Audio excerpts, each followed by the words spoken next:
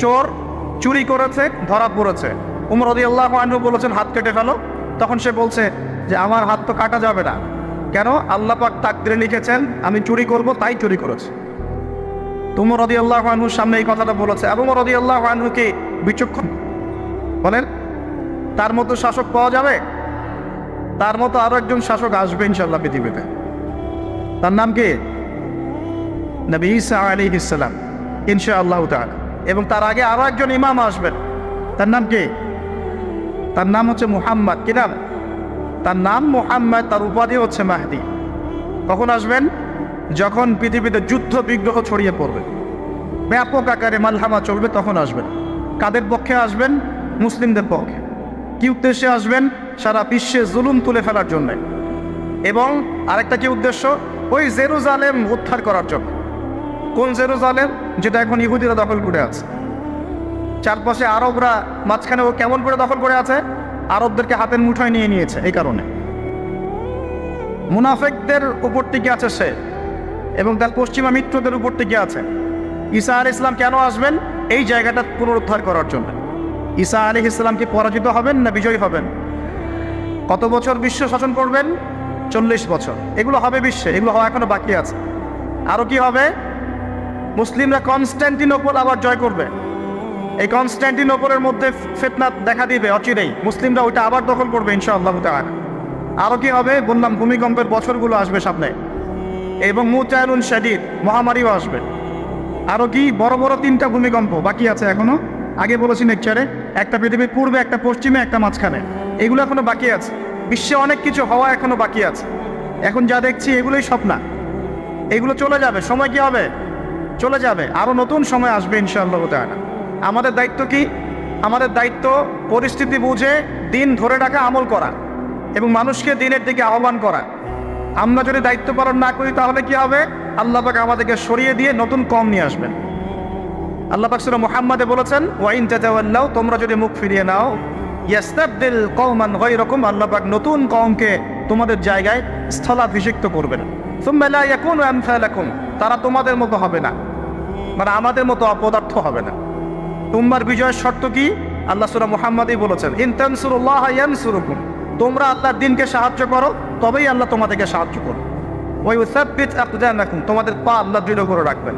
আমরা আল্লাহকে সাহায্য না করলে আল্লাহ পাক আমাদেরকে সাহায্য করবেন না। সিম্পল।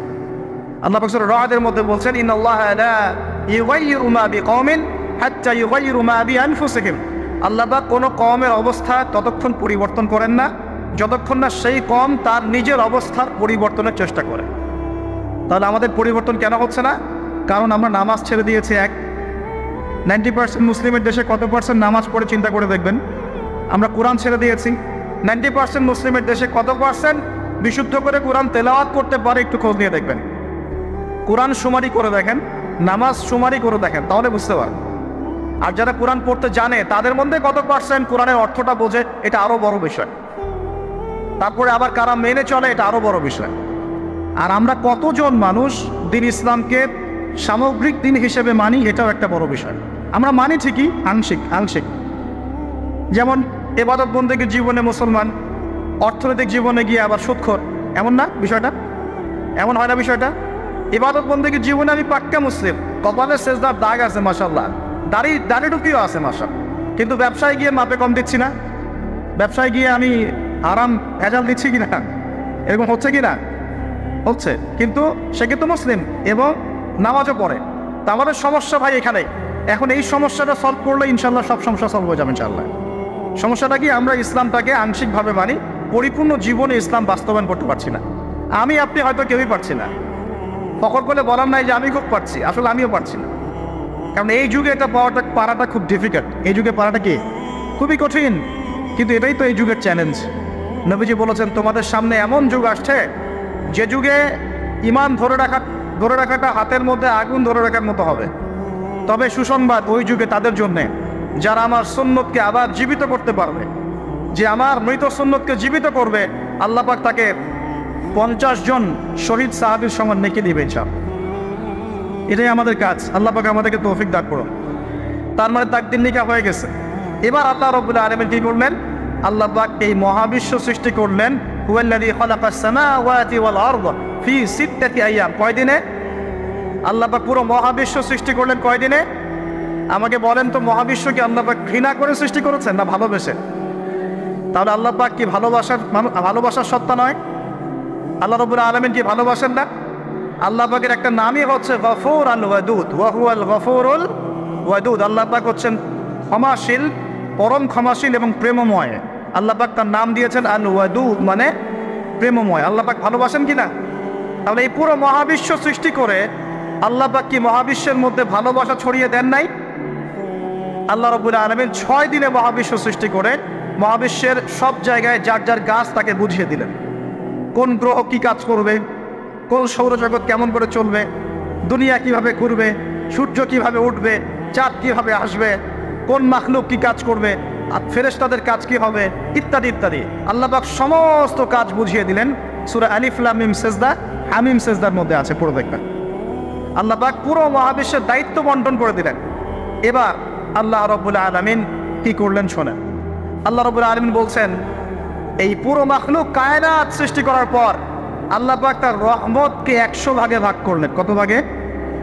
আল্লাহ পাকের দয়া, রহমত, ভালোবাসাকে 100 ভাগে ভাগ করলেন। ভাগ করে এক ভাগ, মাত্র এক ভাগ আল্লাহ পাক পুরো মহাবিশ্বে ছড়িয়ে দিলেন, বলেন সুবহানাল্লাহ। বাকি 99 ভাগ রহমত আল্লাহ পাক তার কাছে রাখলেন। এই এক ভাগ ভালোবাসার কারণেই, এই এক ভাগ ভালোবাসার কারণেই এই যে সন্তান কান্না করলে মায়ের বুক ফেটে যায়, সন্তান অসুস্থ হলে বাবার বুক ফেটে যায়, যেই বাবা সহজে চোখের পানি কাউকে দেখায় না, সেই বাবা জায়নামাজে দাঁড়িয়ে চোখের পানি ছাড়তে থাকে। এই এক ভাগ রহমতের কারণে আমরা দেখি যে রাস্তার কুকুর পর্যন্ত তার বাচ্চাকে চাটে, আদর করে, মহব্বত করে। এই এক ভাগ রহমতের কারণে আমরা আমাদের স্ত্রীদেরকে মহব্বত করি, স্ত্রীকে সুখে রাখার জন্য জীবনটা পর্যন্ত বিলিয়ে দেয়। সকাল থেকে রাত পর্যন্ত কোনো কোনো ক্ষেত্রে হারাম পথে যেতেও দ্বিধা করি না, স্ত্রী সন্তান সুখে থাক এই আশায়, তাই না ভাই? এই এক ভাগ রহমতের কারণে, এই এক ভাগ রহমতের কারণে গাভী দেখবেন, গাভী তার বাচ্চাকে প্রসবের পর চাটে, গাটা চেটে পরিষ্কার করে দেয়। এই এক ভাগ রহমতে পুরো কায়নাত টিকে আছে। আর নবী সাল্লাল্লাহু আলাইহি ওয়াসাল্লাম বলছেন, বাকি 99% রহমত আল্লাহ পাক তার কাছে রেখেছেন। এই রহমত এবং ভালোবাসা দিয়ে আল্লাহ পাক কিয়ামতের মাঠে মানুষকে মাফ করবে ইনশাআল্লাহ। তার মানে বলেন আল্লাহু আকবার। তার মানে আমরা আশা করতে পারি ইনশাআল্লাহ তাআলা আমরা আল্লাহর জান্নাত পাবো ইনশাআল্লাহ। পাবো কিনা? শুধু একটা কাজ যদি উম্মত করতে পারে জান্নাত পাবে। বলে দেবো কোনটা? অনেক কাজই আছে, কিন্তু স্পেশাল একটা কাজ, একটা। আল্লাহ রাব্বুল আলামিন মেরাজের রাতে তার নবীকে উঠিয়ে নিয়েছিলেন, উঠিয়ে নিয়ে কাছে নিয়ে আসছেন, একদম কাছে, আর যে আরশের কাছাকাছি। নবী সাল্লাল্লাহু আলাইহি ওয়াসাল্লাম বলছেন, ওই সময় তার উপর 3টা স্পেশাল ওয়াহি করা হয়েছে। কয়টা? 3টা। একটা হচ্ছে 50 ওয়াক্ত নামাজ। কত ওয়াক্ত? এটা কমতে কমতে কমতে কত ওয়াক্ত হয়েছে? 5। 5কেও কমানোর জন্য কোন নবী বলছিলেন? মুসা আলাইহিস সালাম বলছেন 5ও পারবে না, কমায় নিয়ে আসেন। 5ও যে পারবে না, মুসা আলাইহিস সালাম কেমন করে জানলেন? তার উম্মত 2 ওয়াক্ত নামাজ পড়ে। কয় ওয়াক্ত নামাজ ফরজ ছিল? ওই 2 ওয়াক্ত তার আদায় করতে পারে নাই। এই অভিজ্ঞতা থেকে তিনি বলেছেন যে আপনার উম্মত 5 ওয়াক্ত পারবে না। সত্যি না মিথ্যা কথাটা? আসলেই কি উম্মত 5 ওয়াক্ত নামাজ পড়তে পারছে? আচ্ছা, যাই হোক, আল্লাহ পাক আমাদেরকে পড়ার তৌফিক দান করুন। দ্বিতীয় ওহী হচ্ছে সূরা বাকারার শেষের 3টা আয়াত। কয় আয়াত? সূরা বাকারার শেষের 3 আয়াত ওহী করেছেন কে? আল্লাহ রাব্বুল আলামিন। কোন ব্যক্তি যদি রাতের বেলা সূরা বাকারার শেষের 3টা আয়াত পড়ে সারা রাত ইবাদত করে নেকি পাবে ইনশাআল্লাহ। আর 3 নাম্বারটা হচ্ছে স্পেশাল, সেটা হচ্ছে আল্লাহ পাক বলেছেন, হে মুহাম্মদ সাল্লাল্লাহু আলাইহি ওয়াসাল্লাম, বলেন সাল্লাল্লাহু আলাইহি ওয়াসাল্লাম, তোমার উম্মতের কোনো ব্যক্তি যদি আসমান জমিনের সমান গোনা নিয়ে আমার সামনে দাঁড়ায়, আসমান জমিন সমান গোনা নিয়ে আমার সামনে দাঁড়ায়, কিন্তু আমার সাথে শিরকের পাপ নাই, আমার সাথে কোনো শিরকের পাপ করে নাই, ইনশাআল্লাহ আমি আল্লাহ তার সামনে আসমান জমিন সমান ক্ষমা নিয়ে হাজির হব ইনশাআল্লাহ। তার মানে আমরা যদি ইনশাআল্লাহ তাআলা শিরকের পাপ থেকে দূরে থাকতে পারি, ইনশাআল্লাহ আশা করা যায় আমরা আল্লাহর সন্তুষ্টি পাবো ইনশাআল্লাহ। এরপর আল্লাহ রাব্বুল আলামিন কি করলেন? আল্লাহ রাব্বুল আলামিন পুরো মহাবিশ্ব সৃষ্টি করে সব দায়িত্ব ভাগ করে দিলেন। ভাগ করে দেওয়ার পরে আল্লাহ পাক জান্নাত জাহান্নাম সৃষ্টি করেছেন কিনা? আচ্ছা, জান্নাত এবং জাহান্নাম কার কার জন্য সৃষ্টি করেছেন বলেন? জিন আর মানুষ। আচ্ছা, এখন জান্নাতের চেয়ে কি শান্তির কোনো জায়গা আছে? আচ্ছা, এই জান্নাত কার জন্য সৃষ্টি করেছেন? জিন আর মানুষ। আচ্ছা, তাহলে আল্লাহ পাক মানব জাতিকে ভালোবাসেন কিনা? ভালোবাসেন কিনা? আপনি যখন কাউকে ভালোবাসবেন তাকে সবচেয়ে সুন্দর গিফট দিতে চাইবেন কিনা? তার জন্য সবচেয়ে ভালোটা কিনতে চাইবেন কিনা? আল্লাহ পাক জান্নাত তৈরি করেছেন কাদের জন্য? আমাদের জন্য। তার মানে আল্লাহ পাক আমাদেরকে ভালোবাসেন কিনা? অবশ্যই বাসেন। আল্লাহ রাব্বুল আলামিন জাহান্নামও তো সৃষ্টি করেছেন। এখন যদি বলি যে তাহলে আল্লাহ পাক কি আমাদেরকে ভালোবাসেন না, জাহান্নামে কিভাবে দিবেন? উত্তরটা কি হবে তাহলে? উত্তর হচ্ছে এই যে যদি আল্লাহ না করুক কোনো ব্যক্তি জাহান্নামে যায়, তাহলে বুঝতে হবে সেই ব্যক্তি জাহান্নামে যাওয়ার যোগ্য ছিল বলেই জাহান্নামে গিয়েছে। কথা কি বুঝতে পারছেন? আর যদি কোনো ব্যক্তি জান্নাতে যায়, তাহলে বুঝতে হবে সেই ব্যক্তির উপর আল্লাহ পাক দয়া করেছেন বলেই সে জান্নাতে গিয়েছে। মানুষ তার আমল দিয়ে জান্নাতে যেতে পারবে না। মানুষ তার আমল দিয়ে জান্নাতে যেতে পারবে না, আল্লাহর দয়া অনুগ্রহ দিয়ে জান্নাতে যাবে ইনশাআল্লাহ।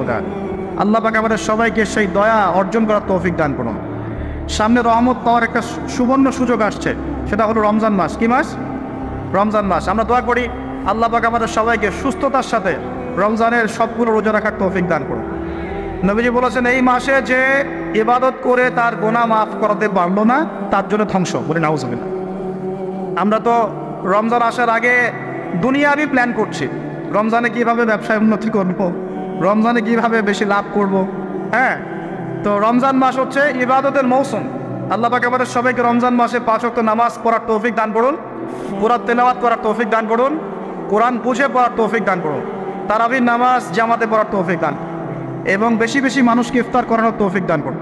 যাদের যাকাত ফরজ হয়েছে, যাকাত দিচ্ছেন না, আল্লাহর ওয়াস্তে রমজান মাসে যাকাত দিয়ে দিবেন ইনশাআল্লাহ।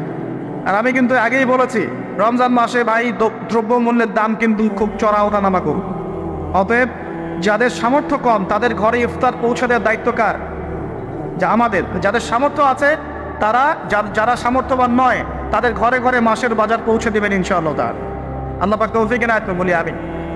এবার দেখেন আল্লাহ পাক সৃষ্টি করলেন আদম আলাইহিস সালামকে। তাকে এর আগে আল্লাহ পাক জিন-জাতি সৃষ্টি করেছেন, আমি ওইদিকে যাচ্ছি না, আমি মানুষের কথা বলছি। আদম আলাইহিস সালামকে আল্লাহ পাক কেমন করে সৃষ্টি করেছেন? আল্লাহ পাক সূরা সাদের মধ্যে বলেছেন যে খলাকতু বিয়াদাই, খলাকতু বিয়াদাই, আমি আদমকে আমার হাত দিয়ে সৃষ্টি করেছি। কি দিয়ে? হাত দিয়ে। এটা কি ভালোবাসার বহিঃপ্রকাশ নয়? আল্লাহ পাক কি আমাদেরকে ভালোবাসেন না? ভালোবাসেন। আচ্ছা, এই দুনিয়াতে যত কিছু আছে, এই দুনিয়ার আকাশ বাতাস নদী নালা পানি অক্সিজেন সবকিছু কার জন্য সৃষ্টি করা হয়েছে? গরু ছাগলদের জন্য, মানুষের জন্য। মূল দায়িত্ব কার? মূল অধিকার কার? মানুষের নয় কি?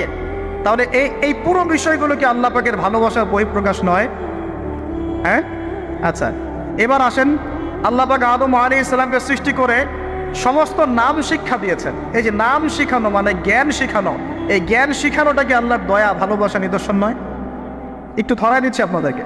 এবার সামনে আসেন, আল্লাহ পাক ফেরেশতাদের সামনে তাকে উপস্থাপন করলেন, করে বললেন সব ফেরেশতা তোমরা যারা আছো সেজদা করো আদমকে। এই যে আমাদের পিতাকে সম্মানিত করা হচ্ছে, এটা কি ভালোবাসার বহিঃপ্রকাশ নয়? এবার আমাদের পিতাকে সম্মানিত করা হলো, ইবলিস সেজদা করলো না, সে কিয়াস করলো, বাতিল কিয়াস যুক্তি দিল আমি তার চেয়ে শ্রেষ্ঠ ইত্যাদি।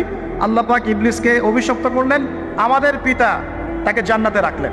এই যে জান্নাতে রাখলেন, এটা কি আল্লাহ পাকের ভালোবাসা নয়? এবার আল্লাহ পাক আদম আলাইহিস সালামের পাঁজর থেকে সৃষ্টি করলেন তার স্ত্রী হাওয়া আলাইহিস সালামকে। ওই যে শুরুতে বলেছি স্রষ্টা একা থাকতে পারলেও সৃষ্টি কি পারবে? এই জন্য আদম আলাইহিস সালামের পাঁজর থেকে তার স্ত্রীকে সৃষ্টি করা হয়েছে। উভয়ের মাঝখানে ভালোবাসা দিয়ে দেওয়া হয়েছে। বলেন সুবহানাল্লাহ।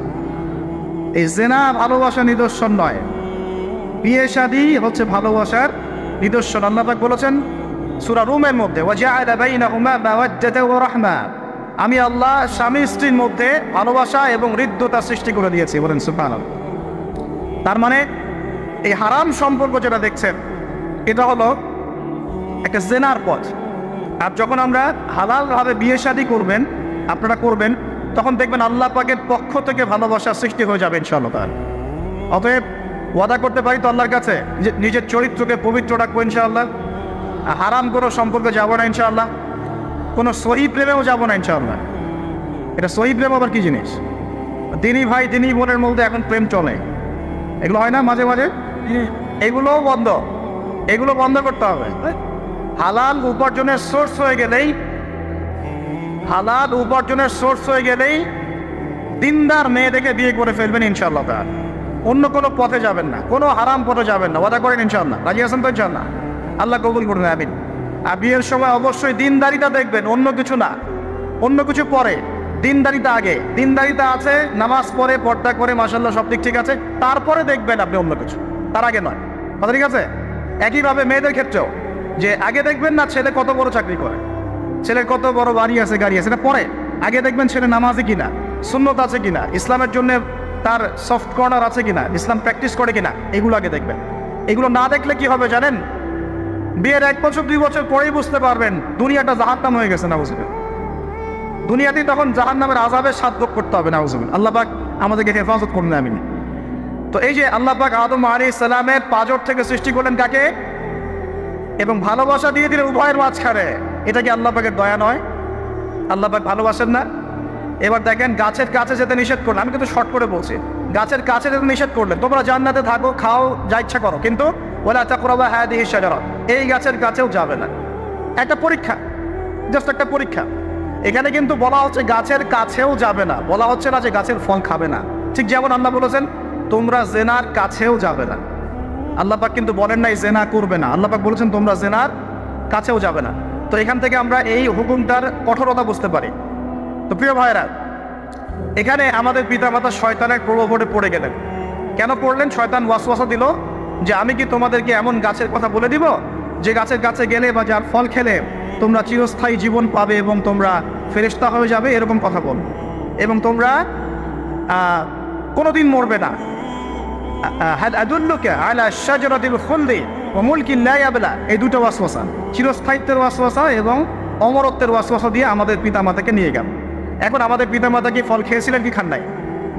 আচ্ছা, এখন আল্লাহ পাকের দৃষ্টিতে অন্যায় হয়েছে কিনা? এরপরে আমাদের পিতামাতা কি করলেন? বললেন রব্বানা যালামনা আনফুসানা ওয়া ইল্লাম তাগফির লানা ওয়া তারহামনা লানাকুনান্না মিনাল খাসিরিন।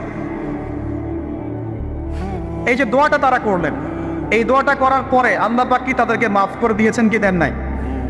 বলেন, কথা বলেন। আল্লাহ পাক মাফ করে দিয়েছেন কি দেন নাই? এই যে অন্যায় করার পরেও আল্লাহ যে ক্ষমা করে দেন, মানে গুনাহ করার পরেও যে আদম সন্তানকে আল্লাহ পাক মাফ করে দেন, এটা কি আল্লাহ পাকের রহমত, দয়া কি নয়?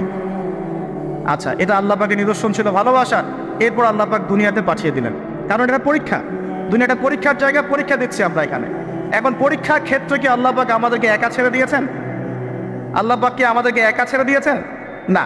আল্লাহ পাক দুনিয়াতে পাঠিয়ে আমাদেরকে গাইডলাইন দিয়েছেন কিনা, কিভাবে চলতে হবে, কি করা যাবে, কি করা যাবে না, কিভাবে চলবো, কিভাবে চলবো না। আল্লাহ পাক কি ওহী নাজিল করেছেন কিনা? এই ওহী নাজিল করাটা কি আল্লাহ পাকের রহমত কিনা, আল্লাহ পাকের দয়া কিনা, ভালোবাসা কিনা? আল্লাহ পাক কি একা ছেড়ে দিয়েছেন না নবী রসুল পাঠিয়েছেন? এই যে নবী রসুলদেরকে পাঠিয়েছেন, এই নবী রসুলগণ কি আল্লাহর পক্ষ থেকে রহমত কিনা? বলেন। না হলে আমরা কি করতাম? দুনিয়াতে কেমন করে চলতাম, কিভাবে পথ খুঁজে পাইতাম, কেমন করে ইবাদত করতাম, আমরা কি জানতে পারতাম? আল্লাহ পাক রহম করে, ভালোবেসে, দয়া করে নবী রসুল পাঠিয়েছেন, আসমানি কিতাব পাঠিয়েছেন। বলেন সুবহানাল্লাহ। এখন এই নবীদের সিলসিলায় আল্লাহ পাক যে সর্বশেষ নবী মুহাম্মদ সাল্লাল্লাহু আলাইহি ওয়াসাল্লামকে পাঠিয়েছেন, এইটা দয়া কিনা? এটা আল্লাহ পাকের দয়া নয়? আল্লাহ পাকের রহমত নয়? আল্লাহ পাক কি বলেন নাই যে তিনি হচ্ছেন রাহমাতুল লিল আলামিন, তিনি পুরো বিশ্ব জগতের রহমত নয় কি? আচ্ছা, এখন আমাদেরকে যে আল্লাহ পাক নবী মুহাম্মদ সাল্লাল্লাহু আলাইহি ওয়াসাল্লামের উম্মত বানালেন, এটা কি আরো বড় রহমত কিনা? বলেন তো। জান্নাতে যাবে 120 কাতার মানুষ। কত কাতার? 120 কাতার মানুষ ইন টোটাল জান্নাতে যাবে। তার মধ্যে উম্মতে মুহাম্মাদের কত কাতার জানেন? 80 কাতার। কত কাতার? বলেন সুবহানাল্লাহ। তাহলে এটা কি আল্লাহ পাকের দয়া নয়? আল্লাহ আমাদেরকে ভালোবাসেন না? আচ্ছা, আল্লাহ পাক যে আমাদের কাছে তাওরাত, জবুর, ইনজিল না পাঠিয়ে আল কোরআনের মতো কিতাব পাঠিয়েছেন, যে কিতাবের সমস্ত সমাধান আছে, এটা আল্লাহ পাকের রহমত, দয়া নয়, ভালোবাসা নয়? আচ্ছা, এখন আল্লাহ পাক দুনিয়াতে চলার জন্য আমাদেরকে জীবন দিয়েছেন, হায়াত দিয়েছেন, সুস্থতা দিয়েছেন, পরিবার দিয়েছেন, আমাদের ব্যবসা বাণিজ্য দিয়েছেন, আমাদের স্ত্রী সন্তান দিয়েছেন, আমাদেরকে চলাফেরা করার ক্ষমতা দিয়েছেন। একটা চোখ নষ্ট হয়ে গেলে বুঝতে পারে মানুষ যে কত কষ্ট হচ্ছে, একটা পা না থাকলে বুঝতে পারে কত কষ্ট হচ্ছে। এই করোনার সময় যারা শ্বাস নিতে পারে নাই, তাদের কত কষ্ট হয়েছে। সুস্থ আছি, সুন্দর আছি, পরিবার আছে, আল্লাহ রিজিক দিচ্ছেন, 3 বেলা খাওয়াচ্ছেন, কাপড় দিচ্ছেন, শিক্ষার ব্যবস্থা করছেন, ইবাদত করার সুযোগ দিচ্ছেন, গুনাহ করলেও আবার মাফ করে দিচ্ছেন, এই সব কিছুকে আল্লাহ পাকের ভালোবাসা নয়? এই ভালোবাসাগুলো কি নিঃস্বার্থ ভালোবাসা না স্বার্থ ভিত্তিক ভালোবাসা? এই আল্লাহ পাকের কোনো স্বার্থ আছে? আল্লাহ পাক আমাদের কাছে কিছু চান? রিজিক চান? টাকা পয়সা চান? আল্লাহ পাকের যদি ইবাদত করে আমরা ছেড়ে দেই, আল্লাহর কোনো ক্ষতি হবে? আমরা ইবাদত করে ভাসিয়ে ফেললাম, আল্লাহর কোনো লাভ আছে? আল্লাহ পাকের শক্তি কি আরো বেড়ে যাবে না কমবে? নাকি যেমন আছে তেমনই থাকবে?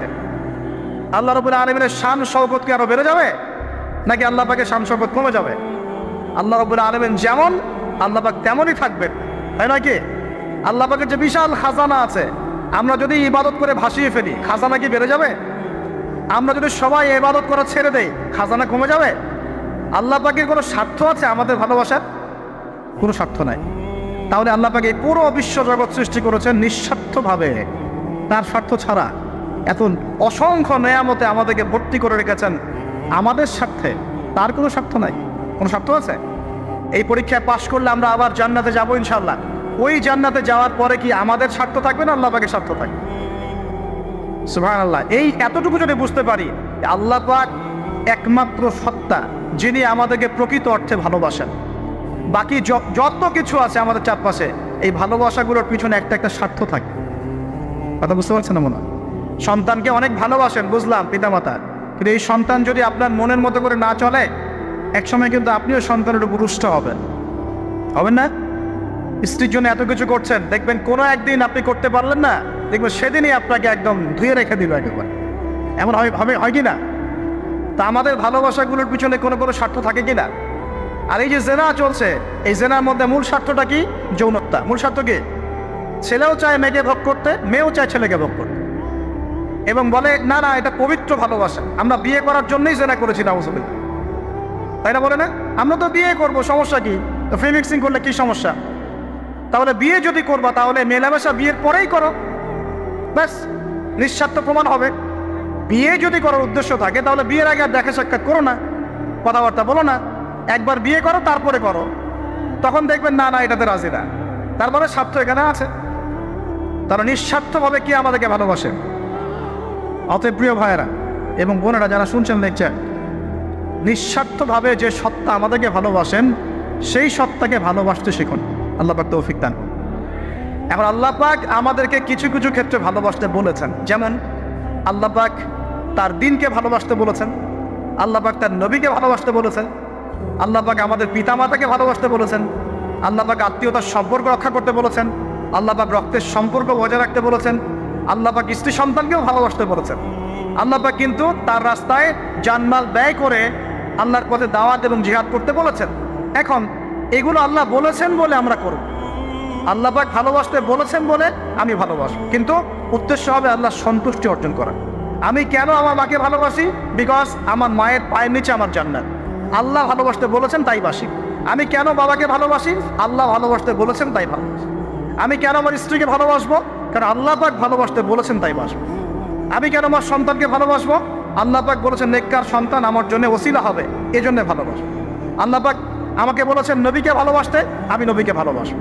আল্লাহ পাক যে বিষয়গুলোকে ভালোবাসতে বলেছেন আমরা অবশ্যই ভালোবাসবেন ছাড়। কিন্তু আল্লাহ পাক কি আমাকে হারাম এই 14ই ফেব্রুয়ারির এই ভ্যালেন্টাইন্স ডেকে ভালোবাসতে বলেছেন? আল্লাহ পাক ইহুদি খ্রিস্টানদের সংস্কৃতিকে ভালোবাসতে বলেছেন? আল্লাহ পাক জেনা করতে বলেছেন? এই ফ্রি মিক্সিং করতে বলেছেন? আল্লাহ পাক পতিতালয় রাত কাটাতে বলেছে? গার্লফ্রেন্ডকে ফুল দিতে বলেছে? আল্লাহ রাব্বুল আলামিন কি বলেছে বিয়ের আগে শারীরিক সম্পর্ক করো?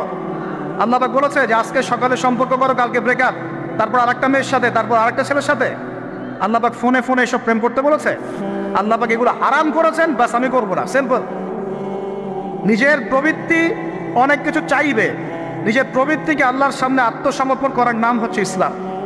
মন যাচাই তা করা যাবে না। কেন? কারণ আমি কারাগারের জীবনে বসে আছি, কারাগারের মধ্যে মন যাচাই তাই করা যাবে না। এই কাজগুলো কখন করব? আমি বিয়ে শাদী করার পরে করব। বিয়ে শাদী করবেন, আপনি স্ত্রীকে নিয়ে ঘোরেন, স্ত্রীকে নিয়ে আল্লাহর সৃষ্টি দেখেন, স্ত্রীকে নিয়ে আপনি বাইকে ঘোরেন, রিক্সায় ঘোরেন, চটপটি খান, ফুচকা খান, আইসক্রিম খান, কোনো সমস্যা নাই। এবার তো যুবকরা বলবো যে ভাই বিয়ে শাদী তো দেয় না, কি করব? আমি পরামর্শ দিচ্ছি বড় ভাই হিসেবে, প্রথমে হালাল রিজিকের সোর্স করতে হবে। রিজিকের সোর্স না করে বিয়ে করা যাবে না, আত্মসম্মান থাকবে না। তাহলে পুরুষ মানুষের আত্মসম্মান তখন চলে যায় যখন হাত পাততে হয়, তখন যখন আপনি রিজিকের সোর্স তৈরি করেছেন, আপনি স্বাবলম্বী, আপনি মাশাআল্লাহ মাসে 10-20-30 হাজার টাকা আর্ন করেন বা 1 লাখ 2 লাখ টাকা আর্ন করেন, আলহামদুলিল্লাহ, কারো কাছে হাত পাততে হয় না, সবাই দেখবেন আপনাকে সম্মান দিবে। যখন আপনার অন্যের কাছে হাত পাততে হবে তখন দেখবেন স্ত্রীও সম্মান করছে না।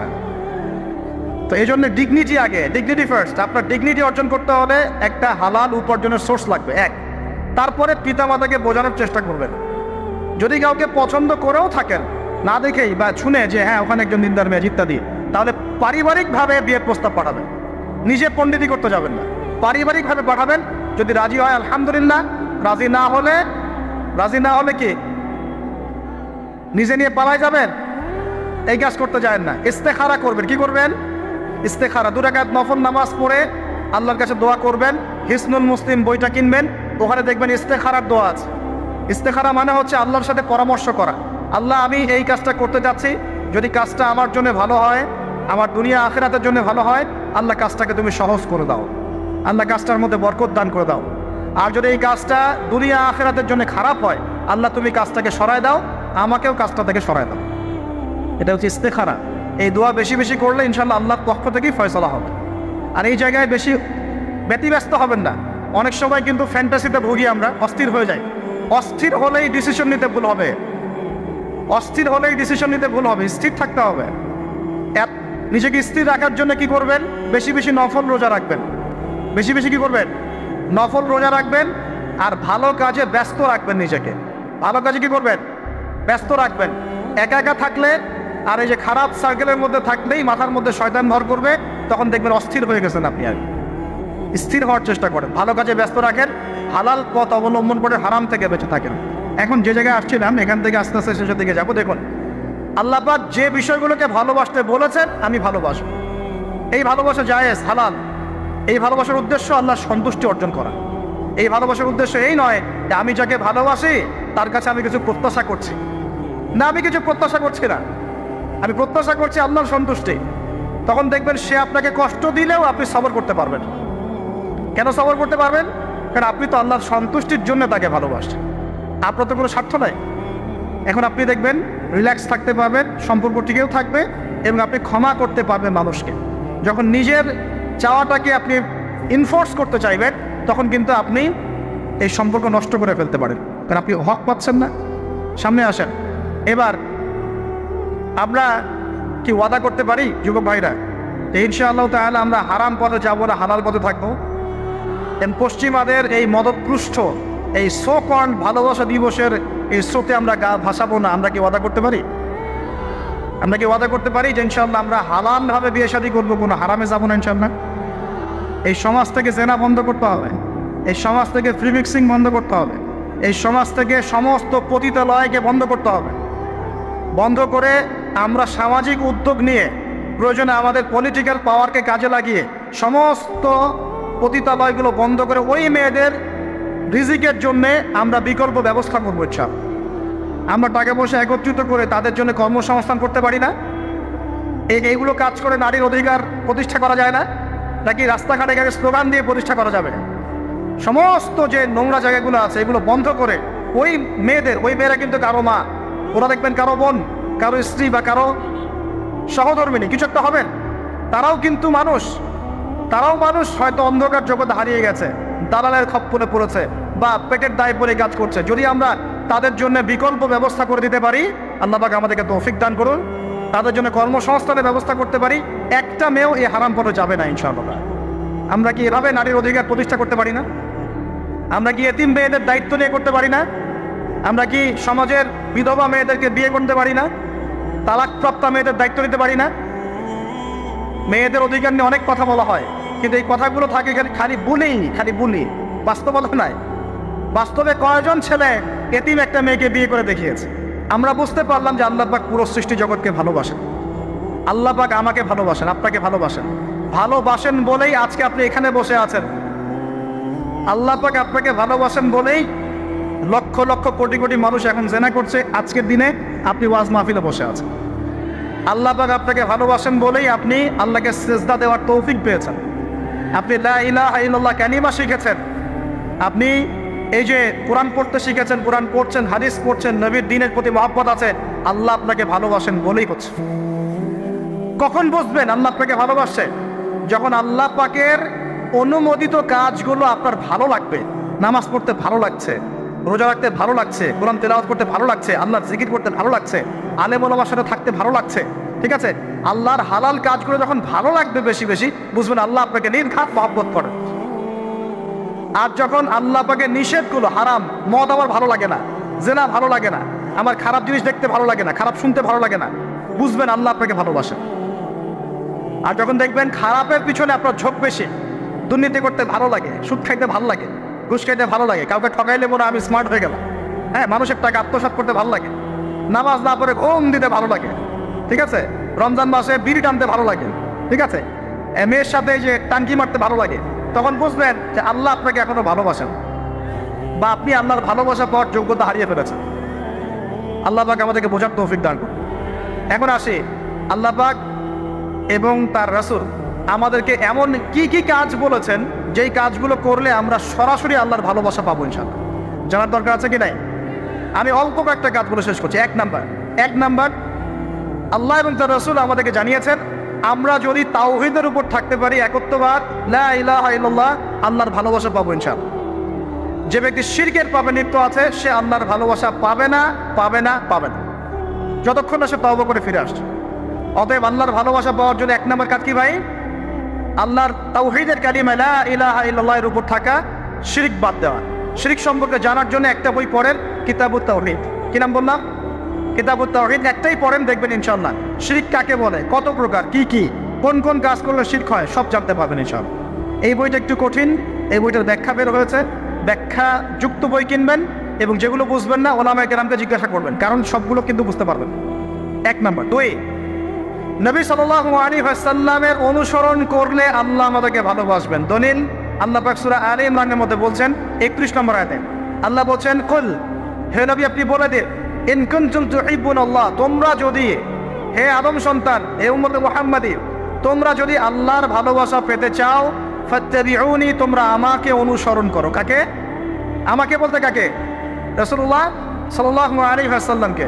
তাহলে কি হবে? ইউহিব্বুকুমুল্লাহ, আল্লাহ পাকও তোমাদেরকে ভালোবাসবেন। বলে সুবহান, আল্লাহ আমাকে ভালোবাসবেন ইনশাআল্লাহ। আর কি? ইয়াগফির লাকুম যুনুবাকুম, আল্লাহ পাক তোমাদের সমস্ত গুনাহ মাফ করে দিবেন। আল্লাহু গফুরুর রহিম, আল্লাহ পাক পরম করুণাময়, অসীম দয়ালু। তার মানে আল্লাহকে পাওয়ার, আল্লাহর ভালোবাসা পাওয়ার দুই নাম্বার কি মাধ্যম? নবী সাল্লাল্লাহু আলাইহি ওয়াসাল্লামের সুন্নত অনুযায়ী জীবন গড়া। ভাই শুরু করবো কোত্থেকে?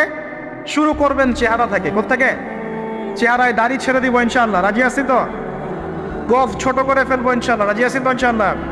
চেহারায় সেজদার দাগ থাকবে ইনশাআল্লাহ, তার মানে নামাজি হতে হবে, ঠিক আছে?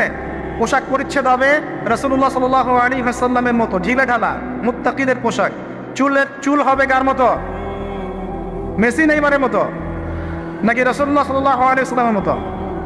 এখনকার ছেলে পেলে মাঝখানে চুল রাখে, ডান দিক বাম দিক ছিলে ফেলে। এই সুন্নত কোথায় পেয়েছো তোমরা? এগুলো ত্যাগ করতে হবে। মনে রাখবেন, একটা সুন্নত, নবীর একটা সুন্নতকে যদি ভালোবেসে কি আমল করে, ইনশাআল্লাহ নবীর সুপারিশ পাবে। ওর একটা সম্পাদক ছিল, তার নাম হচ্ছে শফিক রহমান।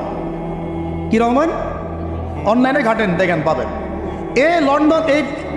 এ লন্ডনে থাকতো, ওখানে পড়াশোনা করছে, ওখানকার কৃষ্টি কালচার শিখে এসে 1993 সালে প্রথম বাংলাদেশের মাটিতে এইভাবে ঢাকঢোল পিটায় এই বিশ্ব ভালোবাসা দিবস চালু করা হলো, যার মধ্য দিয়ে এই কাজগুলো এখন হচ্ছে। কত সালে? 1993। এই যে ইয়াং জেনারেশন কেউই জানে না, এগুলা ছুটতেছে, একটার পিছনে ছুটতেছে। আমাদের ইয়াংদের মূল প্রবলেম এটা, একটা সামনে কিছু দেখলে দৌড় দেওয়া শুরু করে। আর দাঁড়াও রে ভাই, দেখো এটা কার, কোত্থেকে আসছে, এর সাথে আমাদের কোনো সম্পর্ক আছে কিনা, এটা আমাদের সংস্কৃতি কিনা, এটা করলে আল্লাহ আবার আমাকে ধরবে কিনা, রাসূল আবার আমার উপর রাগ হবে কিনা কিয়ামতের মাঠে, আমার আমল নামে আবার গুনাহ জমাবে কিনা, এগুলোর হিসাব আমি কেমন করে দিব, এই চিন্তা করতে হবে না? তুমি তো ভাই মুসলিম পরিবারের যুবক, মুসলিম পরিবারের যুবতী, তোমাদের তারা তো আশা করা যায় না। অন্যরা করে করুক, সেটা না হয় আলাদা বিষয়, আমরা ওগুলো দেখতেও চাই না কে কী করে। 1993-তে এটা বাংলাদেশে আসে, আবার বাংলাদেশে আবার ডাবল জাহেলিয়াত আসছে। কীরকম? যেটা আবার অন্য কান্ট্রিতে আসে নাই। বাংলাদেশে এই দিনে আবার আরও একটা দিবস একসাথে, ওটার নাম পহেলা ফাল্গুন। কি নাম বলেন? এই দুইটা মিলে এখন উদযাপন হবে কালকে থেকে। তো এই উদযাপন করতে আপনাদের সাগর পারে সব ভিড় জমায় ফেলছে, হোটেল সব বুক, 3 গুণ 4 গুণ ভাড়া। মাশাআল্লাহ, আপনারাও তো যারা হোটেল মালিক আছেন এই সুযোগ লুফে নিচ্ছেন। হ্যাঁ, ব্যবসা বেশি হবে, তারপরে খাওয়া দাওয়ার হোটেলের প্রাইস বেশি হবে। শোনেন, একটা হারামকে কেন্দ্র করে যা কিছু অর্জন করবেন সব হারাম। একটা হারামকে কেন্দ্র করে যা কিছু অর্জন করবেন আপনি সবই হারাম। বরং এখন আপনার বলা উচিত ছিল ইমানদার হলে, আমার হোটেল আজকে বন্ধ, আমি এই দিবসগুলোকে ভাড়া দিই না। সাগরের সামনে তারা এগুলো করতেছে, সাগরের এক একটা ঢেউ এটা সাক্ষী থাকতেছে। এই সাগরের এক একটা ঢেউ, যে ঢেউ আল্লাহর হুকুমে আসে, আল্লাহর হুকুমে চলে। আপনি ইমানদার মানুষ, আল্লাহর বান্দা, আল্লাহর মুমিন বান্দা, আপনার জন্য আল্লাহ সাগরের তলদেশে অসংখ্য নিয়ামত রিজিক দিয়ে দিয়েছেন, আমাদের জন্য দিয়েছেন, ওকে আমাদের অনুগত করে দিয়েছেন। দাঁড়ান আপনি তার সামনে, ও বিনয়ের সাথে আপনার পা ধুয়ে দিবে। সাগর বিনয়ের সাথে আপনার কি করবে? পা ধুয়ে দিবে। আর এই সাগরকে আল্লাহ যদি কোনোদিন বলেন এইখানে এরকম এই অশ্লীলতা হয়েছে, বেহায়াপনা হয়েছে, জেনা হয়েছে, ব্যভিচার হয়েছে, সমকামিতা হয়েছে, এই সাগর তুমি এই সমস্ত এলাকাবাসীকে ধ্বংস করে দাও, কি করবেন সেদিন? ঠেকাতে পারবেন? আমি কাউকে সন্তুষ্ট করার জন্য কথা বলছি না, আর কারো অসন্তুষ্টির পরও আমি করছি না। যেটা হক সেটা আমাকে বলতে হবে, কারণ যদি আমি না বলি ওই গজব আসলে আমি সদ্য ধ্বংস হয়ে যাও। আল্লাহ পাক চাইলে এক দিনের মধ্যে এমন সুনামি দিতে পারেন, পুরো কক্সবাজার কেন বাংলাদেশ পানির তলে চলে যেতে পারে। এই জায়গাকে বেছে নিছে এই জেনা দিবস পালন করার জন্য। চিন্তা করেন কার ক্যারেক্টার, কার আদর্শ এটা ফলো করতেছে। আল্লাহ পাক কোরআনে বলেছেন, লাকাদ কানা লাকুম ফি রাসূলিল্লাহি উসওয়াতুন হাসানাহ, তোমাদের মধ্যে আল্লাহর নবী মুহাম্মদ সাল্লাল্লাহু আলাইহি ওয়াসাল্লামের মধ্যেই আছে সর্বোত্তম আদর্শ। আর এই দিবস পালনের মধ্য দিয়ে আপনারা ওই সেন্ট ভ্যালেন্টাইন্স ওর আদর্শ ফলো করতেছে। বলি নাউযুবিল্লাহ। হাদিসে নবীজি বলছেন, আল মারউ মা'a মান আহাব, যে যাকে ভালোবাসবে। অন্য হাদিসে আসছে যে কম যার সাদৃশ্য অনুসরণ করবে তার সাথেই তার হাসর হবে। তাহলে আপনারা তার সাথে হাসরের প্রিপারেশন নিতে থাকেন। কার সাথে হাসর করতে চান চিন্তা করা যায়। আনাস রাদিয়াল্লাহু আনহু বলতেন যে আমি আল্লাহর নবীকে ভালোবাসি, আমি আবু বকরকে ভালোবাসি, আমি ওমরকে ভালোবাসি রাদিয়াল্লাহু আনহুম আজমাইন। যদিও আমার আমল তাদের মতো নয়, তারপরে আমি আশা করি এই ভালোবাসার খাতিরে আল্লাহ তাদের সাথে আমাকে হাসর করাবেন। চিন্তা করা যায়।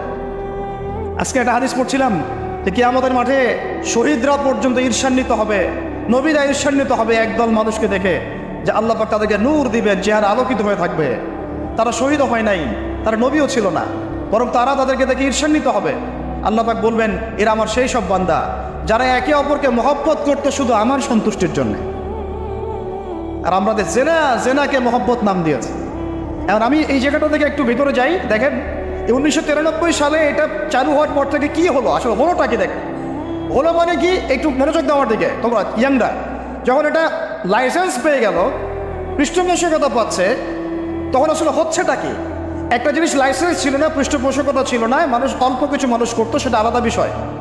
আর যখন একটা বিষয়ে মানে আপনি ঢাক ঢোল পিটায় উদযাপন করতেছেন, তখন এটা একটা কি পেয়ে যায়, একটা আনুষ্ঠানিকতা পেয়ে যায়, একটা লিগালাইজড হয়ে যায় জিনিসটা।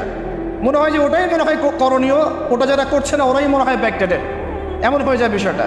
হলো কি তারপরে হলো ছেলে মেয়েদের ফ্রি একটা মিক্সিং শুরু হয়ে গেল। ছেলে মেয়ে মানে আল্লাহ পাক যে বলেছেন যে তোমরা দৃষ্টি নিচু করো, এটা যে কোরআনে আছে যে একটা গায়রে মাহরামের দিকে চোখ পড়লে যদি খারাপ চিন্তা চলে আসে চোখটা কি করো, নিচু করো, ছেলে হোক মেয়ে হোক। এই আয়াত কোরআনেই পড়ে থাকলো। চক্ষু নিচু করে তো দূরের কথা, চোখের চোখ রেখে এখন কিস করতেছে মনে করেন, বিষয়টা তাই না? কথা কি বুঝতে পারেন? আল্লাহ পাক কোরআনে বলছেন, আমি শর্ট করে বলতেছি যেটা আপনাদের টাইমটাও মানে একটা ফ্যাক্ট, আপনারা বাসায় গিয়ে পড়ে দেখবেন। আল্লাহ পাক কোরআনে বলেছেন, ওয়ালা তাকরাবা হাযিহিশ শাজারা। একটু বোঝার চেষ্টা করেন এই কথাটা। আল্লাহ পাক বলেছেন আমাদের পিতা এবং মাতাকে, আদম আলাইহিস সালাম এবং হাওয়া আলাইহিস সালামকে, দেখো তোমরা জান্নাতের সব জায়গায় ঘোরো, খাও, কোনো সমস্যা নাই। ওয়ালা তাকরাবা হাযিহিশ শাজারা, এই গাছে উঠবা না, কথাটা এমন না। এই গাছের পাতা ধরবা না, কথাটা এমন না। এই গাছের ফল টান দিও না, কথাটা এমন না। এই গাছের ছায়ায় বসিও না, কথাটা এমন না। আল্লাহ পাক বলছে ওয়ালা তাকরাবা, এই গাছের কাছেও আরো জোরে বলেন, এই গাছের কাছেও যেও না। ফল খাওয়া তো দূরের কথা, গাছে উঠা তো দূরের কথা, গাছের নিচে বসা তো দূরের কথা, কাছেও সেম কথা আল্লাহ পাক সূরা বনী ইসরাঈলের মধ্যে বলছেন, ওয়ালা তাকরাবুজ জিনা, ওয়ালা, তার কাছেও বলা হয় নাই যে তুমি দেখা সাক্ষাৎ করো না, ভ্যালেন্টাইন্স ডে পালন করো না, তথাকথিত তুমি ওর হাত ধরো না, তুমি ওর দিকে খারাপ নজরে তাকিও না, তুমি ওকে কিস করো না, তুমি সব করো কিন্তু মানে বিশেষ কাজটা করো না, তার সাথে অন্তরঙ্গে মিলিত হয়েও না, এগুলো বলা হয় না। কি বলা হচ্ছে? ওর কাছেও। আর আমরা এখন কাছে কাছে যেও না আল্লাহ কোরআনে বলেছেন, আর সমাজ বলতেছে এটাই হলো কাছে আসার গল্প। এটা কি কাছে আসার? তাহলে কোরআন একদিকে যাচ্ছে, সুন্নাহ একদিকে যাচ্ছে, আপনার ইসলাম একদিকে যাচ্ছে, আল্লাহ একদিকে, রাসূল একদিকে, সমাজ। তাহলে নিঃসন্দেহে এই সমাজের উপর আল্লাহর বরকত নাজিল হবে, আল্লাহর রহমত আসবে। এটা বোঝার চেষ্টা করেন। এরপরে কি হলো? 93 পর থেকে ফ্রি মিক্সিং বেড়ে গেল। এখন দিবস পালন, আপনি তো পরিবারের পিতামাতাও মেনে নিচ্ছে যে আরে এটা তো ছেলেমেয়েরা এখন পড়েই, সমস্যা কি? ফ্রি মিক্সিং বেড়ে গেল। ফ্রি মিক্সিং বাড়া মানেই জেনা বাড়া। এখন অবৈধ সম্পর্ক বেড়ে গেল। কেউ এটাকে জেনা মনেই করবে না। 500 টাকা 1000 টাকা দিয়ে জেনা করা যায় এক রাতের জন্য। জেনা হয়ে গেল সহজ, একদম সহজ। যে জেনার কারণে সমাজে এমন মহামারী নেমে আসে, এমন রোগ নেমে আসে যেটা আগে কখনো ছিল না। করোনা তো কিছুই না, দেখেন সামনে আরো কি আসতেছে। ওটা তো কিছুই ছিল না। শুধুমাত্র জেনার কারণে, বেহায়াপনার কারণে, সমকামিতার কারণে এবং অশ্লীলতার কারণে আল্লাহ পাকের পক্ষ থেকে এমন এমন রোগ ব্যাধি আসে, বালা মুসিবত আসে, যা আগে কখনো পৃথিবীতে আসে নাই। আমাদের সবার প্রস্তুতি গ্রহণ করা উচিত। ভ্যাকসিন বানাইতে থাকেন এখন থেকে। প্রস্তুতি মানে কি? প্রস্তুতি মানে ভ্যাকসিন। প্রস্তুতি মানে এটা নেবে না যে এগুলো থেকে আমরা দূরে থাকি, তওবা করে ফিরে আসি। এটা ওদের কাছে প্রস্তুতি না। প্রস্তুতি মানে গজব আসুক, দেখা যাবে, ভ্যাকসিন নেব তখন দেখা যাবে। সমুদ্র ঢেউ আসুক, আশ্রয় কেন্দ্র বানাবো, ওখানে গিয়ে থাকবো, দেখা যাবে। সুনামি আসলে দেখা যাবে যে যে এলাকা উঁচু, ওই এলাকায় সব মানুষকে গিয়ে রাখবো। আমাদের প্রস্তুতি এইটা না যে আমরা আল্লাহর হারাম থেকে ফিরে আসি, তওবা করি, আল্লাহ বরকত দিবে, রহমত দিবে, মাফ করে দিবে। এটা প্রস্তুতি না আমাদের। এটাই হচ্ছে আমাদের বুদ্ধির অবস্থা। এই বুদ্ধি নিয়ে আমরা দাবি করি আমরা বুদ্ধিজীবী। এই বুদ্ধি নিয়ে আমরা সমাজ চালাই, এই মাথা নিয়ে আমরা সমাজ চালাই। কে টিকতে পারছে? ফেরাউন টিকতে পারছে? নমরুদ টিকতে পারছে? কে টিকতে পারছে পৃথিবীতে? আজ জাতি, সামুদ জাতি, কমে নো, কমে সোয়াইব, কে টিকতে পারছে? এখনকার নব্য যারা ফেরাউন, নব্য নমরুদ, নব্য আবু জাহেল, এরাও টিকতে পারবে?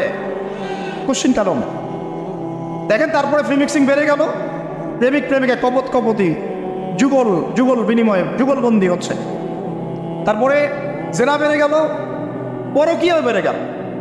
জেনাও বেড়ে গেল, পরকীয়াও বেড়ে গেল। অথচ কোরআন বলছে জেনা করলে কোরআনের শাস্তি হচ্ছে 100 বেত্রাঘাত দিতে হবে। কতটা? আর ওইটা আপনি দিবস পালন করতেছেন এখন। আল্লাহ বলছেন এটা করলে 100 বেত্রাঘাত, আর 1 বছরের জন্য ওই এলাকা থেকে নির্বাসন। এটা কোরআন বলছে, সূরা নূরের আয়াত 2 নম্বর 3 নম্বর আয়াত। এটা বলছে কোরআন, কথা বলছে এটা। আর সমাজ বলতেছে আসো কাছে আসার গল্প, আরো জেনা করো। আল্লাহ বলছেন কাছেও যেও না, আমি বলছি এটাই কাছে আসার গল্প। এরপরে বললো পরকীয়া, এর সাথে আরো বিভিন্ন সিরিয়াল, হিন্দি সিরিয়াল, এইটা স্টার জলসা, জি বাংলা দেখে দেখে আমাদের একদম মাথাটা খারাপ হয়ে গেল। বাসায় বউ, বাইরে আরো 3-4টা, বাসায় স্বামী, বাইরে 3-4টা। এই সমস্যাটা রেয়ার না, অনেক বেশি বেশি ঘরে ঘরে ঢুকছে এটা। এর সাথে বাড়ছে সমকামিতা। এখন ছেলে ছেলের সাথে জেনা করতেছে। এখন ছেলে ছেলেও ভ্যালেন্টাইন্স পালন করবে কালকে। নাউজুবিল্লাহ মিন যালিক, নাউজুবিল্লাহ মিন যালিক। এটা কমে লুত, এটা কোন কম? কমে লুত। আল্লাহ পাক ওই কমকে এরকম করে মাটি থেকে উপরে উঠিয়ে পাথর নিক্ষেপ করে সবগুলোকে থেতলা করে মাটিতে দাফন করে দিয়েছিলেন। এখনও আপনি গুগল সার্চ করে দেখেন, জর্ডানের ডেড সি, মৃত সাগর, ওই জায়গাটা ছিল, কমে সাদুম ওখানে থাকতো। নিদর্শন সামনে পড়ে আছে। আর আমাদের নবীজি বলছেন তোমরা যদি সমকামী কাউকে পাও, আল্লাযী আমিলা আমালা কওমি লূত, যে কওমে লূতের আচরণ করেছে, ফাকতুলুল ফাইলা ওয়াল মাফউলা বিহি, তাহলে যে করেছে ওকে এবং যার সাথে করা হয়েছে দুইটাকে হত্যা করবা। কে বলেছে? আপনার নবী, যে যিনি সমাজ চালান তার নবী, যার হাতে সব অথরিটি আছে, আপনার নবী কথা বলেছেন। আপনি আপনার নবীর সামনে হাউজে কাউসারে কিভাবে দাঁড়াবেন এই ফিকির আপনি গ্রহণ করেন। আরো বলেছেন তিনি, উরজুমুনা আলা ওয়াল আসফালা মিনহুমা উরজুমুহুমা জামিআ, তোমরা সমকামী কাউকে পাইলে উপরে আছে যে নিচে যে আছে দুইটাকে রজম করে থ্যাতলা করে হত্যা করে দিবে। এটা কি ব্যক্তির জন্য এই দায়িত্বটা বর্তায় না এটা উপরের লেভেলের দায়িত্ব? এই হলো আল্লাহর বিধান, রাসূলের বিধান, আর এই হলো সমাজ, এই হলো আমাদের অবস্থান। এরপরে আমরা দাবি করতেছি আমরা মুসলমান, আমরা মানে মরার সাথে সাথেই জান্নাতে চলে যাবো। নাউযুবিল্লাহ, চিন্তা করা যায়? আমরা দাবি করতেছি আমরা মুহাম্মদ সাল্লাল্লাহু আলাইহি ওয়াসাল্লামের উম্মত, আমরা তার হাতে হাউজে কাউসারও চাই, তার সুপারিশও মানে প্রত্যাশা করি, আর পুরো জীবনটা উপর থেকে নিচ পর্যন্ত তার বিরুদ্ধাচরণ করে চালাচ্ছে। এটা আমাদের দেশে 1993 থেকে শুরু হল, তারপরে পরকীয়া এগুলো আরও বাড়তে থাকলো। এর উপর আবার একটা ব্যাপার আছে, এর উপর আবার ওই 90-এর দশক থেকে এই পর্নোগ্রাফিও ছড়ায় দেওয়া হলো সব জায়গায়। মানে ভিতরে ভিতরে ফোনে ফোনে ছেলেমেয়েরা পর্ন দেখতেছে। আমার কথাটা বুঝেন, রাত্রেবেলা ভিতরে ভিতরে মনে করেন ছেলেমেয়েরা পর্নোগ্রাফি দেখতেছে। বেশি ভালো সাজার প্রয়োজন নাই, সবারই চোখে কম বেশি এটা পড়েছে। যারা অনলাইনে ঢুকেছেন জীবনে একবার হলো তার চোখে পড়বে, এটা অনলাইনের ফিতনা, তাই না? পর্নোগ্রাফিও দেখতেছে। এদিকে পর্নোগ্রাফি দেখার মধ্য দিয়ে কি হয়, মানুষ পশু হয়ে যায়। একটা মানুষ যখন পর্নোগ্রাফিতে আসক্ত হয়, ওটা ছেড়ে সে চলতে পারতেছে না। ওর সামনে আপনি 5 বছর 6 বছর একটা মেয়েকেও যদি দেন, ওকে ধর্ষণ করে রেখে দেবে। দেখেন, হ্যাঁ, কেন ধর্ষণ করলো 5 বছরের মেয়েটাকে? এটা কি সম্ভব? 5 বছর একটা মেয়ের সাথে কি মানে সেক্সুয়াল কোনো সম্পর্ক সম্ভব? কিভাবে করতে পারলো? বিকজ পর্ন দেখে দেখে ওটা মাথাটা নষ্ট হয়ে গেছে। পর্ন যেটা করেছে, পর্নোগ্রাফি আর এই জেনাগুলো যেটা করেছে, সত্যিকারের ভালোবাসার সংজ্ঞাটাই পরিবর্তন করে দিয়েছে। সত্যিকারের ভালোবাসা মানে হচ্ছে দায়িত্ব, রেসপন্সিবিলিটি, বিশ্বাস, ভালোবাসার মানুষ ভালো থাকে এটা চাওয়া, তার উপর আমার জিম্মেদারি আছে তাকে ভালো রাখা। ভালোবাসা মানে কি? স্বার্থ ত্যাগ করে তার স্বার্থ দেখা, তাই না? সম্মান। ভালোবাসার ডেফিনেশন কি? ভালোবাসা মানে কি? আমি আমার ওয়াইফকে ভালোবাসি, তার মানে কি আমি তার ইজ্জতের জিম্মাদার, তার দিকে চোখ তুলে কেউ খারাপ চোখে তাকাতে পারবে না। ভালোবাসি আমি তাকে, সে আমার, আমি তাকে অন্যের সামনে শো করতে পারবো না, সে আমার। ভালোবাসা মানে